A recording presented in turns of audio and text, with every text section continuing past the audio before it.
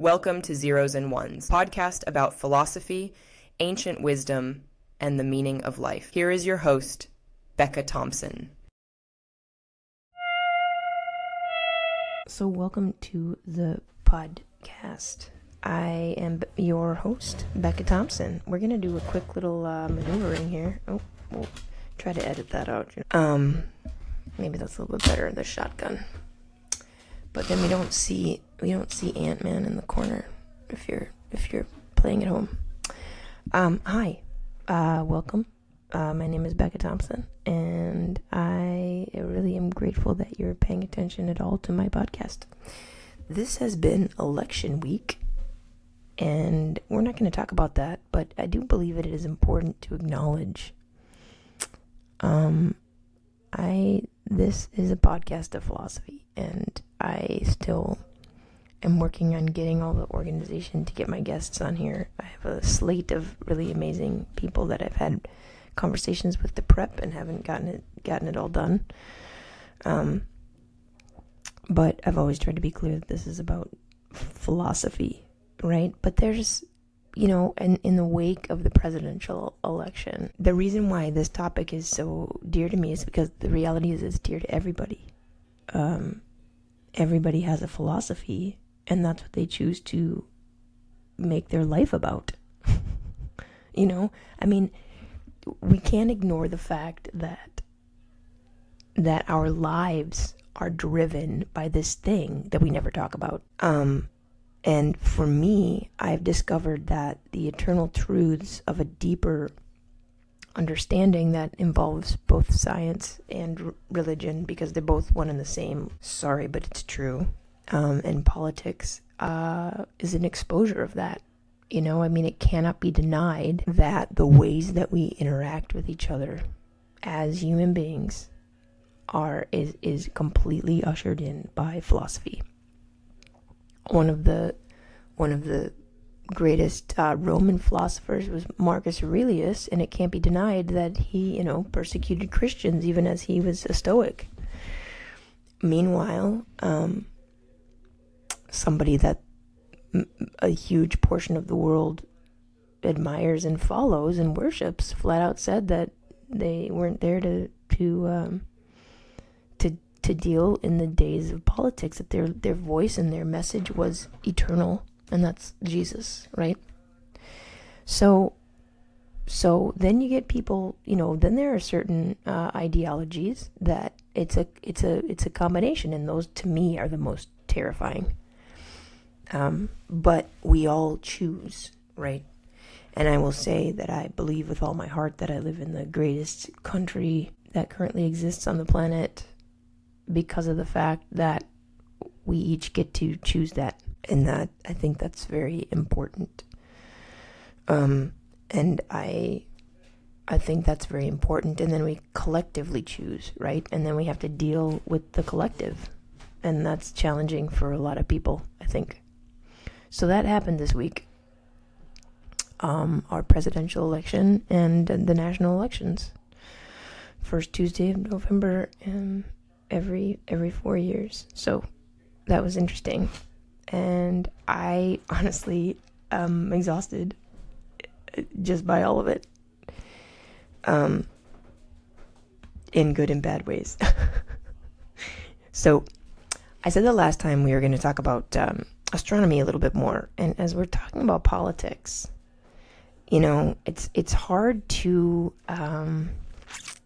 we were talking about astronomy, and we were talking about the Analemma, and we were talking about Polaris, and we were talking about how we got to now, right? And I've always encouraged everybody, and this, just so you know, part of why I'm just talking by myself these first few episodes is because of the fact that I'm talking through my philosophy, that you might know it, so that we can have something to talk about later on. And I have, although I did invite my dad in to have a podcast with me, and I probably will invite my mother and a few others, but part of that is wanting to establish sort of a vocabulary of what we're even going to be talking about and where I stand, because there's no use to have debates unless you define terms, and we're going to talk about that a lot with proof, but that's what it is. So we talked about astronomy, and I think it's really important that we comprehend the history of astronomy. And I'm not sure that, it's so bizarre that it would become controversial, but I guess it kind of is. So the Analemma and Polaris, as I was trying to explain to you in the last podcast episode, is that they are actually mathematically impossible to exist under the current model that we have for the universe. And that's like a big ticket topic. I'm not declaring what the truth is. I am just simply declaring that it is mathematically impossible for the Analemma to exist in our model, because in the chaotic nature of so many things, it just isn't possible. It will never work. It's not possible. You can see pictures.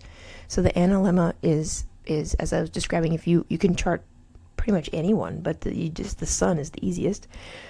If you went out every single day and took a picture of the sun at the same time, and you'd have to obviously not be doing daylight saving time, which we also just went into, it would literally carve out a shape in the sky. I'm fiddling with my mic. I'm sorry about that. I'm trying to get the best version of my microphone, and I'm not sure. Oh, I think maybe it's that one. But so it's just mathematically impossible. The backdrop of the sky, the backdrop of the heavens wouldn't look like that if we were cataclysmically flowing through a universe that we don't know we're headed toward. And that is the current scientific model that is accepted. And I'm not offering something else. What I'm offering to people is that for you to accept that takes as much belief as believing in biblical accounts. So here's what I want to talk about. I want to talk about light. Do you guys know? Have any of you heard of a man named Richard Feynman? He was a physicist at Caltech, and Einstein, postulated that light is both a frequency and a particle, or a wave and a particle, which of course frequencies of waves is what we calculate the electromagnetic spectrum on, and a particle is in theory part of this thing that we could maybe call the ether, which of course has been is no longer being used as a model in current scientific theory. But if you research and look into why, there's no real good reason as to why they dropped it. Now, if you go back to Queen Elizabeth, there were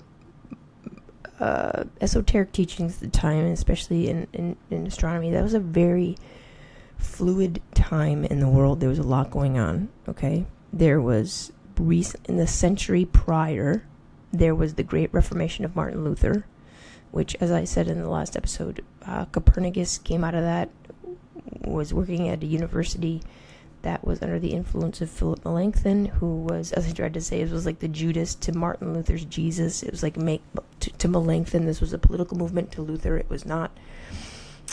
Maybe to Luther it was, but the evidence is that it certainly was to Melanchthon. And then Henry VIII, of course, broke from the Catholic Church as well. I was talking about how the Medicis were the benefactors to Galileo, and how Giordano Bruno was burned at the stake. But he spoke to Queen Elizabeth before that. And so there's I think it's safe to just say there's a lot going on in that idea, and the history of where it was that this stuff was dropped. So the current model of the scientific method, right, of the method of inquiry, dropped the idea of the ether, and that was also under the era of Queen Elizabeth. And the name of the man is escaping me right now. I totally know it, but it's just blanking. I'll have to find my notes later and update it somehow. But of sort of the trial and error and the discovery and the methodology of the scientific method, what we call the scientific method. So what does that have to do with anything, right? Well, let's take this. So there are crumbs of evidence of what's really going on in our world. And it, first of all, is math. And second is astronomy. That's why we started talking about number and geometry and then astronomy, right? And that there are things that are political. So in the backdrop of the presidential election, people often say history is written by the winners, right? That there's this idea of what is, that right now in the United States and in the world, everyone's obsessed with disinformation. Well, who's to say there wasn't that in 1560? Like, why are you, if you're so afraid, ask yourself this. If you are a person who is currently concerned with so-called misinformation, if the answer to that is yes, right? You're concerned about that. Then I would pose this to you. Do you think there was the same or even more in 1560? Who was paying the bills for these scientists? Because it wasn't a full-time job. There was no university stipend. So, I don't know. Like, let's just leave that open. Because this is a podcast of philosophy, right?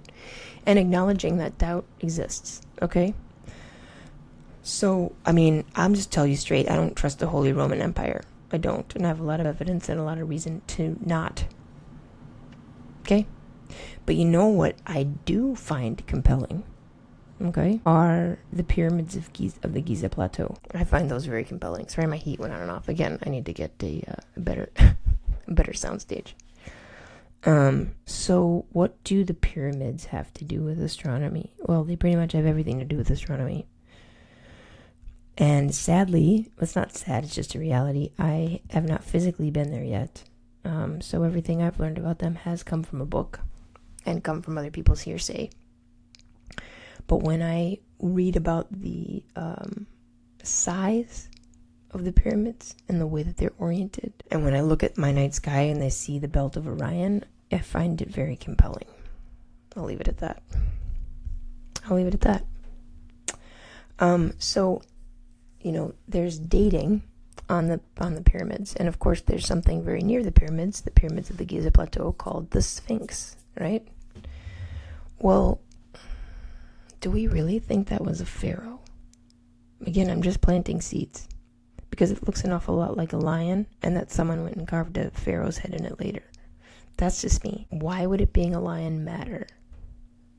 Ask yourself, why would it being a lion matter? Because a lion, unlike a pharaoh, is one of the signs of the zodiac. It's a sign of the zodiac because it comes out of the sky. It's out of the sky. That's all. So the last time that we were in the age of Leo, FYI, we're in the age of Aquarius now, kind of wandering into it, was 12,000 years ago. That roughly, right?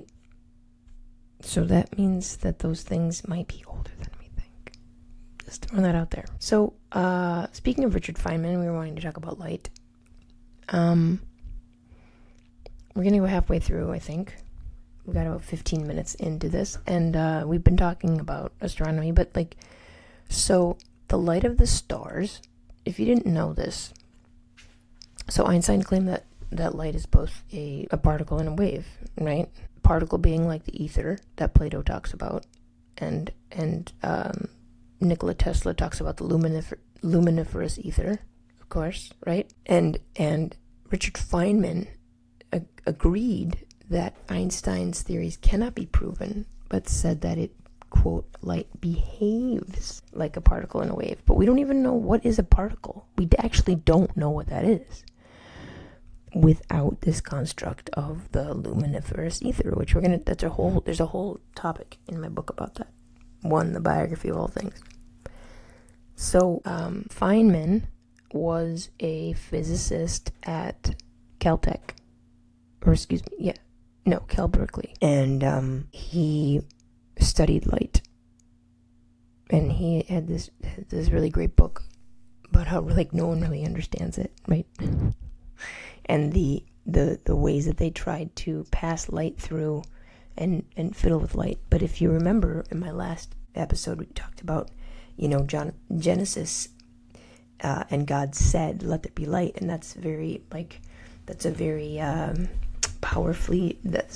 powerful metaphorical passing down of an oral tradition, because both sound, God said, right, and light speak toward literally the electromagnetic spectrum. So everything is light. It just matters how much the frequency is. So most of physics is learning how to manipulate light. So for example, we go back to the Analemma, right? The sun, it takes 8 minutes, we're told, right, for the light of the sun to reach our eyeballs, based on the distance that we've calculated, and that the light of the stars can take years. Okay?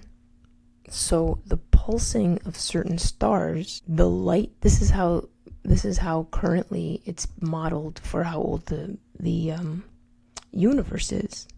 Because the idea is that if the Big Bang was real, the light of these certain stars that we're measuring, there's something called trigonometric parallax. That's how we measure the distance of stars. And what you're doing is you're using the Earth like eyeballs, and you'd go say the winter solstice, summer solstice, right, when the Earth is at completely different sides of the sun, like eyeballs, and you measure a star against the backdrop of other stars, seeing if and how it moved. And the trigonometric, is the two sides, the two so-called eyeballs, if you will, of the two different parts of the season of when Earth is in these different seasons, right? Those are two vertices of the triangle, with, in theory, the star being the other vertice for the triangle. Trigonometric, triangle. Sidebar, trigonometry, the entire mathematical concept is about triangles. We'll talk about that on my YouTube. We'll do some problems. Misty the Math Geek. But so that's how so then through that, we can calculate the different movements, the placements, which helps us come up with the idea of what is this triangle. But my gosh, the levels for error in this are really quite compelling, because once again, we are only taking a picture from the light that reaches us. And I'm not saying that we haven't done incredible things in optics. We have, including something called an optical illusion. I mean, that's as old as time as well, right? A mirage. So Richard Feynman not only studied light and particles and waves in Einstein, as I have, although he's done it in different levels because I've mostly studied mathematics. He said, he has a quote that I think is very compelling. I'm going to say it to you now. He said, and I quote, "I would rather have questions that cannot be answered than answers that cannot be questioned." End quote. Richard Feynman. So consider that when you consider what is light. What is light? Our eyeballs take it in, but actually so do our eardrums, because the things you see are just a different frequency than the things you hear. And then it goes beyond sight into infrared, right? Which we get our goggles that can pick up heat signatures that the military has, right? And you can get X-rays, and that's how you can look into, see past someone's skin into their bone, right? That's how we can figure out if a bone is broken. So if you want to comprehend anything, you need to attempt to comprehend light. Light impacts your skin. when you're younger, you want a nice tan. It feels good, right? And then when you're older and you get your skin cancer and marks, you're like, oof, maybe too much. Right? Right? But that's what people do. That's what we do. So, we know that light affects us. If you're warmed by a fire, what are you warmed by? Light gives off heat. We can feel that. It's still light. It's light. As we talk about the biography of all things and how everything is one, maybe you're already starting to see the long arc that I'm attempting to get back to. So physics and mathematics and astronomy speak toward light.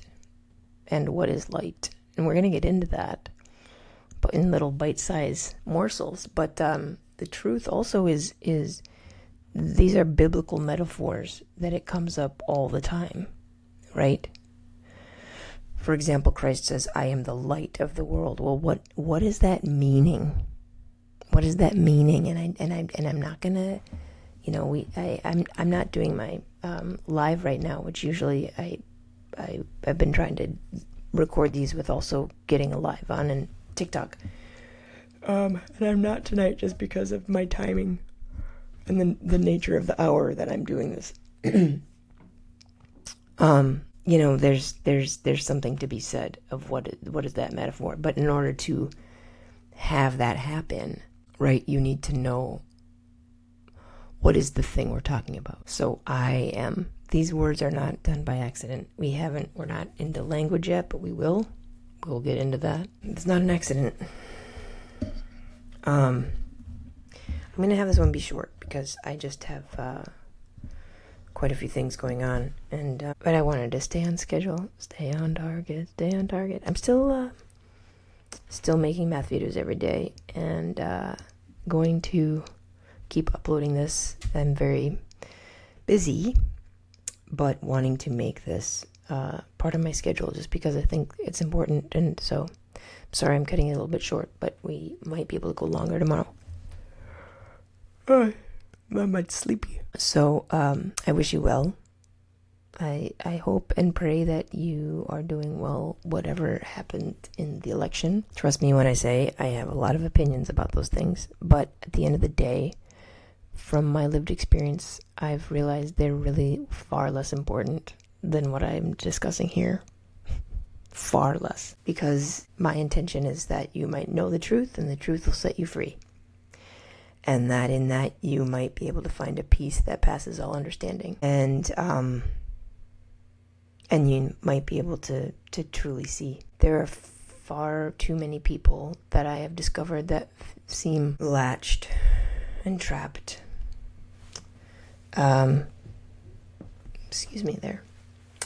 Latched and trapped into aspects of life that don't serve them, and it's really sad to me because when certain things become revealed, the gross manipulations of children and everybody, but mostly children, just comes out, and it's just terrifying and sad to me. And I don't know how else to say it but that. But yeah. So thank you for tuning in. I would really love some podcast guests, and I apologize I've not gotten my schedule ready yet. Because I really think it'd be fun to sit down and chat. So, lots of work to be done, always. But when you do work that you really enjoy, I ran into a student tonight, a former student. They're a young adult. And they treated me to a movie because they're the manager of a movie theater. And I wasn't expecting that. He just said, no, go in, just go in. And I've always been passionate about helping people understand and helping kids. And I was reminded tonight through the generosity of my former student, who's becoming my friend like a lot of my former students have, just what a privilege it is to get to be listened to at all. So thank you for your time. It's not lost on me. So yeah, thank you for your time. And I'll see you tomorrow. Thank you so much for listening to Zeros and Ones with Becka Thompson. Please subscribe and share.